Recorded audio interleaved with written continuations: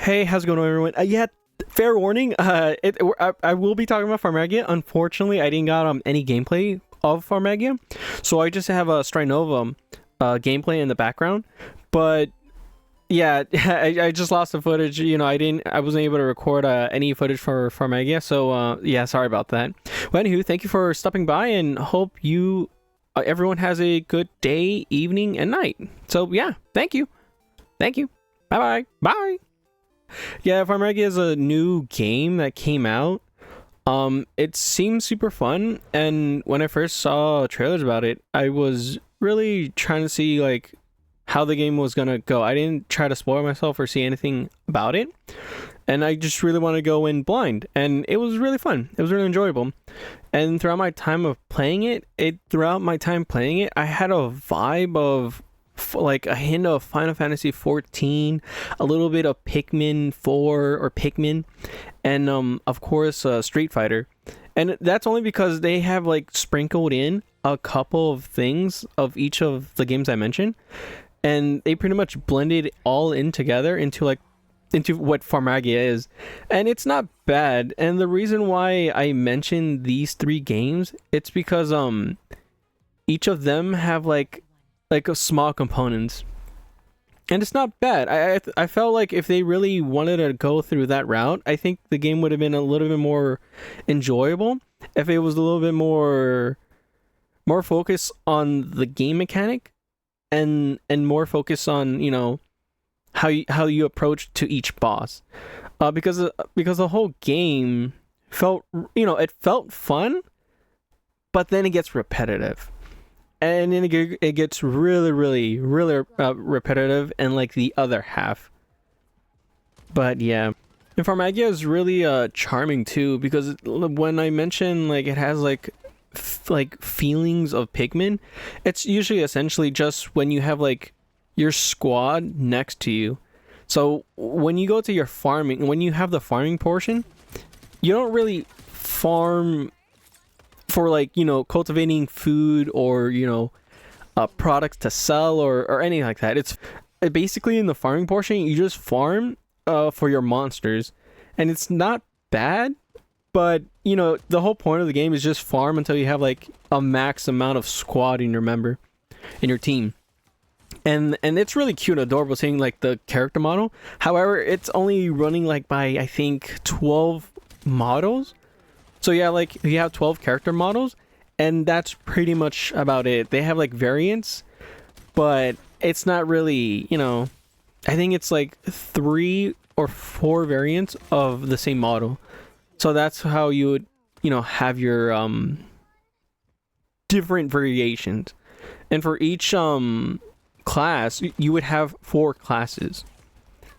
So for the farming phase, you would have like 4 classes to really focus on. So you would have close range, long range, support, and something called block.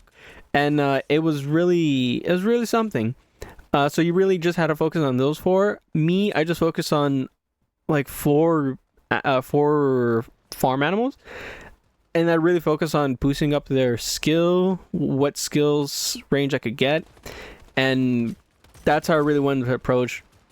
I did unlock other animals, but I really just wanted to focus on the 4 because it's all you needed essentially. And for other quests, you did need to go on and branch like to other farm animals, but they're not really like, you could just skip that. You could just skip that.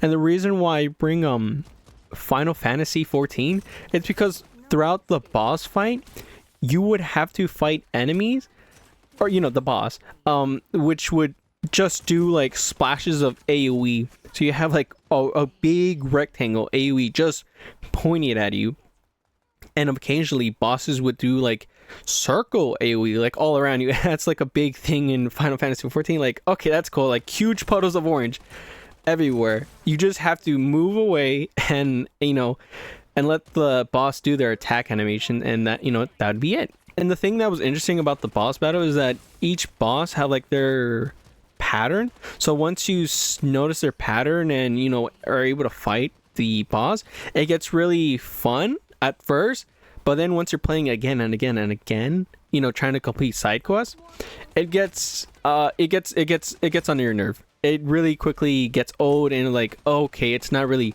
changing it up. There's no variation, and I believe if they focus more on like boss mechanics, like, okay, this boss you have like this setup portion, this move set, you go around the boss, you gotta go away from the boss, having that more tact and more ironed out, I think the game would have been fine. I think the game would have been okay with that. But aside from that, the whole issue with the boss battle is that not only are they doing splashes, but you also have like their little squad members too.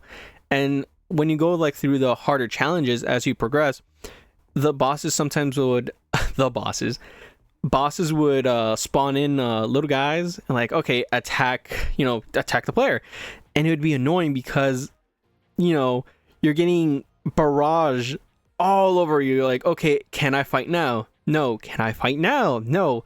And then you notice the boss is gonna do a unblockable. Can I fight now? Nope. And one of the side enemies just clips you right at the side, like or even behind you, like, oh no. And it gets annoying. You're like, this is not fun. Please. And that's what it is. And it kind of gets like on a nerve, like, man. And that's just the little extra goons, the little farm animals beside the boss, like, ooh, we're gonna get you, like, stop, please. The other enemy you have to go is your camera. The camera is not that great, especially once you like get pushed, or you're getting you're being led to a corner. It's not great. The camera just pans a little bit over the character's head, and it would just stay there, like, oh no. And I don't have video to show it, and like, it gets kind of annoying because it happens to me like quite a few times, and it's not that great. It's not that good. And once you get like that barrage, you just felt so useless, so you just spam all your unite blitz. And once you did a unite blitz, your farm animals essentially become one. Become one and attack the enemy. And while speaking, the unite blitz, once you have like once the special meter has filled out, all 4 of your squad farm animals, or whatever animals you have, they would unite and form a legion attack. A legion attack. And once you perform a legion attack, that's pretty much like a summoning spirit or summoning animal, and it's not bad. It's okay. And how you build that meter is just using unite blitz, so it kind of works hand in hand, and that's how the mechanic really goes for. And it's not bad, it's really good. And that's why kind of reminded me of a bit of Final Fantasy mechanics, like, oh, you have like a meter that you're trying to go for, because of course, big super ultra meter, your gauge, you would summon a big buff monster to do good damage, a good set amount of damage. And yeah. Oh, and for the other game, Street Fighter, mostly because in the game they teach you, like, not teach you, they put just pop in a window saying, hey, once a boss or any other character does a unblockable attack, you could counter. And that just reminded me of Street Fighter because of the parry system from Street Fighter. Street Fighter would have like a parry system, so like, oh, like, gotcha, and then you could inflict damage to your opponent. With the bosses, you could do that. So once like you have like this big enemy boss, like once they glow like this purple star next to their name, you could unite counter. And once you did a unite counter, the enemy damage would be nullified, so you would probably receive little to 5% damage or no damage at all, depending on how how quick you were able to, or your reflex, how good is your reflex. And it was pretty fun to see like the boss, like this big humongous, the story's trying to build up, the story is building up as this big boss, like, oh yeah, I'm the boss, what are you gonna do about it? Parry this casual, and then you just parry it, and then like it nullifies it, and you just go right into town to it. And it felt so fun too, like seeing like this boss, like, oh yeah, I'm big and strong, counter counter, and then use my the Legion attack, and it just felt so great because again the game mechanics, it's fine. It has some unique charm to it. The game mechanic has a unique charm to it. However, it gets really, really repetitive. And not only that, but once you you learn the patterns of, the bosses, it gets a little bit, stale. And I hate to say that. But aside from that, it's really fun. It's a really fun and charming game. Playing Farmagia reminded me that another reason why I don't play JRPG, because with this one, I every time when I play a new JRPG that I like, or see some charm to it, I usually try to go all in. It kind of took me a little step back, like, oh my god, it feels fun, the story is charming, and the one thing I really didn't like is like the sporadic spawn rate of certain animals or creatures. I don't know. Certain creatures that appear in a dungeon. If they don't appear in a dungeon, you gotta go at it again and again and again. The grind. And it kind of it went under my nerve when I started like playing it again and again and again. When I had to restart each dungeon, little to no luck, I couldn't really find it. And once you do find it, you then have to like have like a drop rate, and if you don't have like a good drop rate, well, better do it again, get back to it. Fortunately there is a skill in Farmagia that it could A, boost the drop rates, and B, would cause the creature to more likely drop. Two separate things, and I'm pretty sure that those two skills would aid to anyone trying to grind for a specific item. And I clocked in like about 68 hours. It's like, yeah, I spent a little bit too much on the grind. Like, well, it was worth it though. It was really worth it. Also shout out with the creatures that I went with, because I felt really like for each of them I bonded with them. Like, I call them names, like the Griffin. Yeah, the Griffin. I pretty much call him Craig the Griffin. He's really great because he increases the combo meter. Oh right, that's a whole another thing. The combo meter pretty much is like from a rating from, I believe, D to S, and once you have like that combo meter up, it pretty much increases your attack damage, especially if you have a skill set that increases the attack damage and crit damage of certain creatures. And Greg the Griffin. Greg was really good at it, and we defeated the final boss, or I defeated the final boss with him. And the other one is this creature, like a mantis ray thing. Its name is a Archie. I don't know how really you pronounce it, but I pretty much named him. He's kind of like a pseudo scyther, but I pretty much named him Scythe because of his dual scythes. Like, all right, cool, why not Scythe the Acri. That's pretty much what I name him. That, or his nickname, the Crit, because he usually performed the crit damage. Oh yeah, and the other one is this healing. I don't know what it is really. It's like a peach or an onion.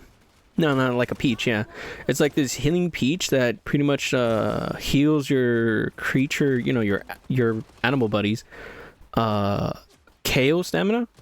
It was pretty unique and pretty helpful in situations that it really helped and increased our survivability. So I had like pretty much a team set up of pure damage and try to focus on healing, because you have like other not subspecies, you have other species to fill in the slot, but I really like the peach. Like, I liked it, why not? I prefer healing over like ricochet, like reflect. It'd be a lot quicker, true, but I just like the design of the little peach, because the other creatures, they looked a little bit, a little bit weird. I'm like, you're cool, but I'd rather stick with the peach. Oh yeah, the one and only Froggy. I got Froggy. He's pretty much like the first one you could get, I think. But I like this little dude, man. Why won't like, who wouldn't like to hang out with this guy? Like, he has boots and he has like a little. Well, he has a hat. I'm pretty sure he had a hat, or I'm just remembering wrong. And he had like this little leaf umbrella, which is pretty cool. All like what he does is pretty much like, he's kind of like the heart of the team, because what Froggy, you gotta give respect to Froggy. What he usually did is give corrosive debuffs. So in other words, that mean like defense down. So like, bro, are you kidding me? Because all the other species that you could swap with him, they weren't bad. You can inflict like, I think like the salamander that could inflict burn damage, but like, bro, no, that's different. My bad. Oh right, you could you summon like someone else that could paralyze them. But I was like, bro, or poison, I believe. Have like you could set up like a debuff team. But Froggy was Froggy. Like, there's no way I'm gonna change out Froggy, dude. Froggy's the dude, man. I took that little guy everywhere with me. Froggy and the peach one. There were and Scythe. Scythe. Oh wait, did I forgot to mention the name of the peach? Oh yeah, I just call it Peach. Like it's a peach. It's Peach. Yeah, that's right. All right, I remember. Yeah. On so it was like it was Greg, Scythe, Peach, and Froggy, and we just took town to all the bosses. They were no match. When the Froggy came out, no one responded. Like Froggy, like, where's everybody? They're gone. Because he's that good. I like Froggy. Like, and I was mentioning before, he's just a cute little dude. Like, oh my god, they really enjoyed making this guy. The Griffin looks really cool. The Peach, is just a peach, and the Akri, the praying mantis one, that was pretty cool. But the reason why I also picked them is because of their design. Their design was really cute and charming. Like, I like the squad. I'll make it through with them, and yeah. And that's the one. Those are the. Oh, sorry. Those are the my little farm animals that I cultivated and buffed them up. Like, hey, we're gonna defeat this boss. And it was really fun. It was really enjoyable. I liked it. However, a few things throughout the game weren't spectacular. And I seeing other reviews and seeing other feedback, like, yeah, no, I see like why other people would have like this reaction or this feeling, and it's totally understandable. And as other people mentioned, the game's not like for everyone. And if the question is it buy it? Is it worth buying it? Is it worth getting a discount? Or just don't bother at all? I would definitely say just get it on a discount, 100% discount.